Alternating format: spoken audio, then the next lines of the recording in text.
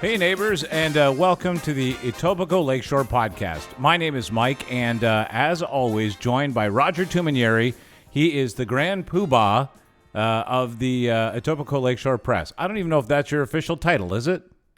It is. I printed in every issue. You got it. Perfect. You know what? Good day. Editor-in-chief has been overused, I think.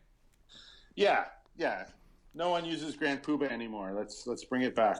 Here's to you, Fred Flintstone, wherever you are. Thanks for joining us. Don't forget to check out the Etobicoke Lakeshore Podcast. You can subscribe wherever you're listening to this show right now.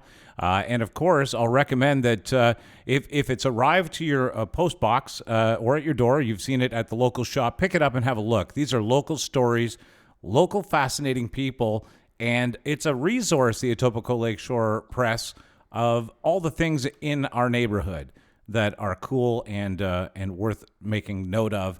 And of course, you can get that online as well. Absolutely, yeah. Head on over to etobicokelakeshorepress.com and you can download all of our current issues there. All right, sweet prince, let's do this. Let's talk about stuff going on in the neighborhood.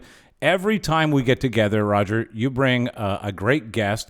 Quite often, it's the person who is boasting the cover of the magazine. And this month, it's almost the perfect timing for us to be having these discussions. Who's our guest today? Oh, I totally agree. Today's guest, Mike, is none other than Kelly Farrell. She's the director at Oak Learners in Mimico.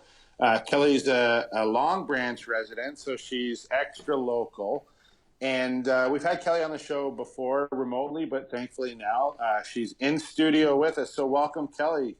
Thank you so much for having me. I'm so excited to be here in person and talking to you guys about heading back to school in person. Yeah, it's so nice in person to have you here. Yes. Well, you too, Roger, but I mean, you're in our souls in person, okay? Yes. Yeah. Please keep calling me Sweet Prince. I really like it. Yeah. All right. I was going to say Buttercup, and I thought, that's too affectionate. People won't understand. But this is a really good time of year to be having a discussion about learning. Camps kind of happened this summer, kind of didn't. There was more restrictions than there were activities in some scenarios. So we were able to run our camps at full swing. So we were actually able to triple our camp capacity this summer with support from the federal government to increase our staffing and support the changes that we needed to make because of the restrictions. But our camps have run pretty much business as usual with smaller ratios, smaller groups, and lots of outdoor time, which has just been phenomenal for the kids. That is actually really nice to hear because they have been glued to devices just to cope. Just to pass hours. And in fact, in most cases, in every case for these kids, that's how they're learning as well. Yep. So to be able to get that break. And it's been exhausting. And it's really made all the kids and the teachers and us as adults feel very disconnected from each other. Yeah. And so to be able to bring them back together in this kind of environment where they're surrounded by other children, they're surrounded by happy adults who are happy to be there and happy to do things with them and go out and play. It's just been wonderful. Everyone is so much happier. And the parents have noticed. I hear every day, oh, my child is so happy to be here. They're coming home all smiles. And that's our only goal at the end of the day. That's incredible. I'm glad to hear that, especially in this neighborhood because it's our neighborhood and we want our kids happy here. It kind of changes the dynamic of the neighborhood itself. Absolutely. So congratulations to you guys for making that. In many cases, kids kind of just got into summer, I think, and if they didn't have an activity planned or some specialized ability to get out there, it just became one more challenge this summer, what to do with these kids while parents were trying to get back to work themselves. Well, that's it. Yeah, families don't, are still in limbo in terms of some of them are still working from home. Some parents are back to work. A lot of families had a really hard time, I heard, at the beginning of the summer, just trying to figure out what their routine was. Yeah. Now that they were going off in different directions again. And, I know that the families that have been able to access camps have kind of gotten back into that swing of thing, but there's still a large number of families that are at home. And we've been able to continue offering our online programs so that we're reaching those children as well. And, trying to get them engaged in the same way that we're doing in person, in small groups, encouraging outdoor play, and encouraging just personal connections and social relationships. Online educating has to be, wow, you're under some scrutiny now because they've been doing it a while, and to cut through must be a bit of a challenge. You know what? We have been doing it differently since the beginning. I think what we did was at the beginning when we had to pivot and switch to a remote learning model, we knew that what we offered at Oak Learners was going to be very, very difficult to translate to an online environment. We offer that sort of personal connection, personalized learning, and flexibility. And what most classrooms did to move online was they said, we're just going to do the exact same thing. Teacher talks, children listen, and do what they need to do. We wanted engagement. We wanted happy children. We wanted children leading the learning, not just listening to a teacher, because that's very passive. And you put that into an online environment and it becomes even more passive when, why are they joining an online class when they could just be watching a YouTube video? It would be the exact same thing. And so at Oak Learners, we knew we had to do it differently. We put a lot of effort into designing our program and tweaking our program. And now what it is a very flexible drop-in program, very small group that is focused almost entirely on children's engagement. So they join, they get to talk, they know the other kids that are joining online, they have an opportunity to share, to lead, and to really drive where the class goes. So they're still learning, they're doing all kinds of things, they're doing literacy, math, dance, drama, music, they're doing a lot of science, they love doing science classes. And so we can lead a science experiment and say, okay, go to your kitchen, gather up these materials, or have them ready ahead of time and do the experiment alongside with the teacher from your own kitchen.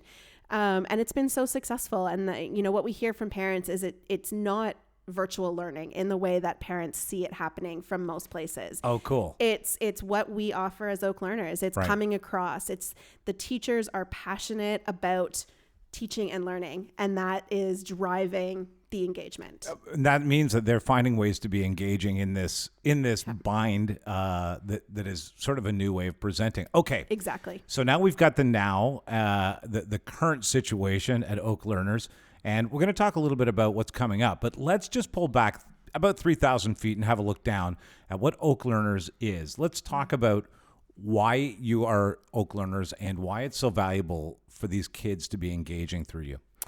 That's a really good question. So at the heart of everything, so Oak Learners, our tagline is creativity, confidence, and community.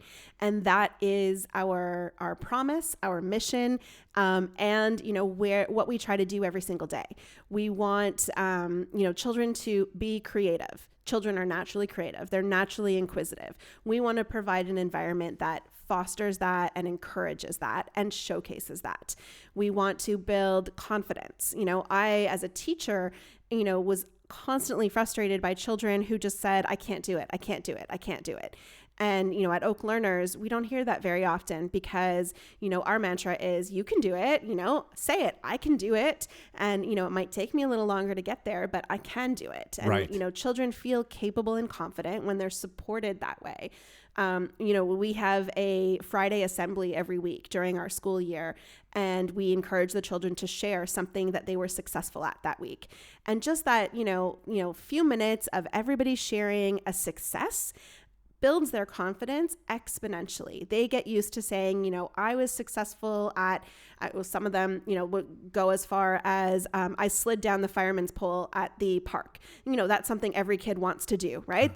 I'd like to do that right now. Right? It sounds fun. But everyone who has a child knows that as they're younger, that is a goal that they want to meet. They practice. I've got to reach it. Be brave enough. Yeah, I got to, and to do it without someone standing at the bottom helping you slide down the whole way is the biggest achievement. It totally is. And then if they can stand up in front of their peers or sit down in front of their peers and say, hey, this week I was successful at getting down the fireman's pole, that's awesome. And they get celebrated, and that confidence is reflected in almost everything else that they do in their school day. And so that's what we aim for. And the community, again, sort of being out and about in the community. Community is so important to me. It really does take a village to raise a child. And we are just trying to be a resource in a village. And we know that we are not the village. We are part of the greater village. And Mimico, South Etobicoke is such a fantastic place to raise children, to teach children. There are so many, parks and resources and the waterfront, and different businesses, and even just visiting other business owners has been such a great learning opportunity for our children. It's so interesting to me that you talk about how they can celebrate the achievements in their week, because when that's celebrated, I can just imagine the other kids in that peer group now see this as an achiever. So now you haven't just achieved it, you're also getting the accolades and admiration and respect of your peer group. Yep.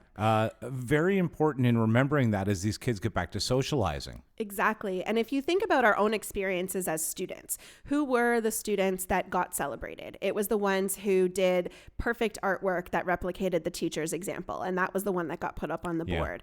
It was the ones who could read at a much higher level than other students. And they were the ones who got to read in front of the class. And, so it was certain skills that were celebrated. And what I want to do is I want to celebrate every child, because every child has a skill and every child has something that they are successful at. Yeah. It may not be reading or drawing or writing or math, but it may be something else that helps them then, feel more confident. And so they go into their school day just feeling that I can do it. I can do it. I can do it. Okay, before we go much further, let's get people in touch with you. Kelly, where can people reach out? So we're at oaklearners.ca, and we're located in Mimico Village at Royal York and Evans. Okay, there is an energy of calm and effervescence that comes off of you that I think probably is easily detectable in Oak Learners when you arrive there. I will tell you this, it doesn't sound to me like an onerous addition to my week. As a kid, it sounds like I got to be doing some cool stuff. Yep. And as a parent, it sounds to me like my kid's going to become engaged in something where other sports are sometimes unachievable. The lists get full. The cost of it is too much. The benefit of it is too little. And suddenly, your kid is left where? Well, now there is some place they can have a fully dynamic experience. That's really cool. Exactly. And, we're very much arts based. So we find that that's our niche. We want to incorporate art, music, dance, drama into everything we do, because we find that that's where a lot of children who don't find success in a traditional school setting, that's where they find their success. And so, we want them to explore music. We want them to, explore drama and dance and movement as part of their day. I grew up going to an art school, so that's definitely where some of this is coming from. I was a dancer, and dancing every single day certainly made it worth going to school every single day. Right. And that's what I want to give back to younger students, to my own child. That's where, she found her passion through art. And sometimes just knowing that she was going to have time to do drawing or art every single day in an alternative environment is what got her through. She hated traditional school because they got art once a week for 40 minutes. Right. So it's just to be able to augment their passion exactly with somebody who's professional and can present it to them and help them recognize achievement. Exactly. That's a really big deal. Okay, so now we're headed to September here, and we are really on a freight train headed towards September. Yes. What's going on at Oak Learners as we head to the new school year? Oak Learners, we are so grateful that we are here to support children heading into September.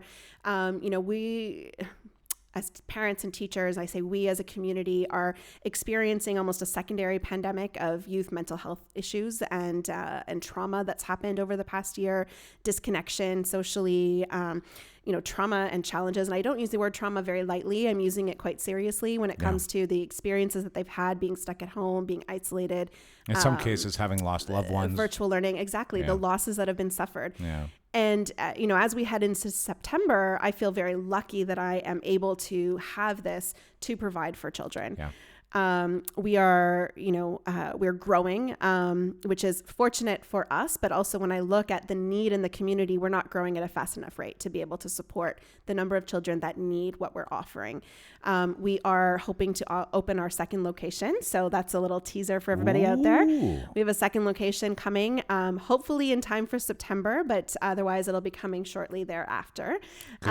Expanding to include middle school students, because it's not just the younger children that we need to reach, it's all the way up that need the opportunity to experience an alternative education. I think middle school students are the ones that need unplugged from the Absolutely. unreal world of the internet more than anybody else. And now is the time for that. And as you talk about mental health among youth, I think that you're right. On many of the podcasts that we have here at the Pod Plant, it is a heavy focus right now because the impact is now starting to be felt, and people are looking for tools. A great tool is positive activity. Exactly. Yep. And positive support and just that one-on-one connection. And so even, so all of our tutoring that we do outside of the classroom. So another large aspect of Oak Learners is our tutoring learning center. It is entirely personalized private tutoring. So we don't do group settings. We found our niche in private tutoring.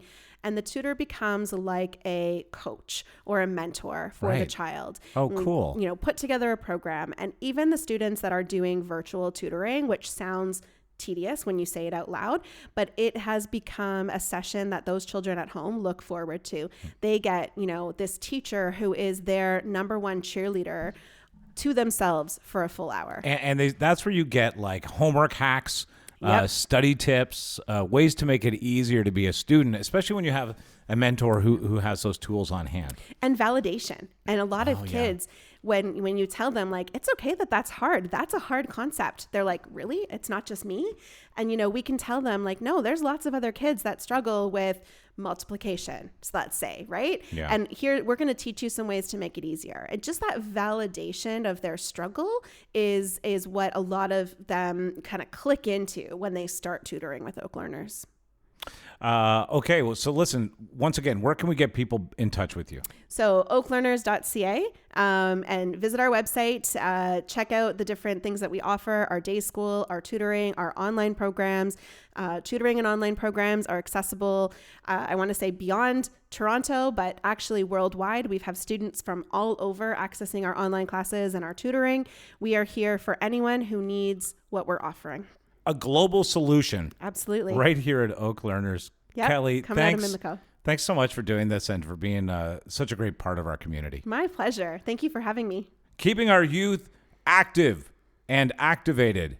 Roger, you do have a knack for bringing in a good guest. And Oak Learners has been on my list of what's going on over there in the community for some time. And as it turns out, some pretty good stuff going on. Yes, and I love to hear that you're expanding, Kelly. I think that's so exciting and so great for the community. Thank you. Yeah, I like that we get a sneak preview right here on this podcast. Listen, I'm going to recommend again that you pick up the magazine. You can read more about Oak Learners right there.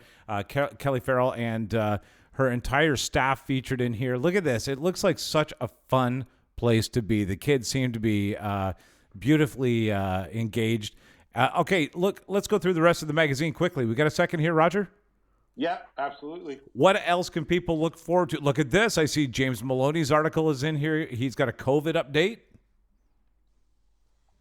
Yes. Yeah, he does. I think the gist of it is, things are looking good. We're not out of the woods yet. The other thing Stay vigilant. The other thing I will point out is he has a podcast as well, and I'll recommend that you engage with that if you can, the James Maloney podcast, and he had some words in there about it as well. He'll cover off on that in the magazine. Restaurants are open, and look at this. The food and drink section is alive.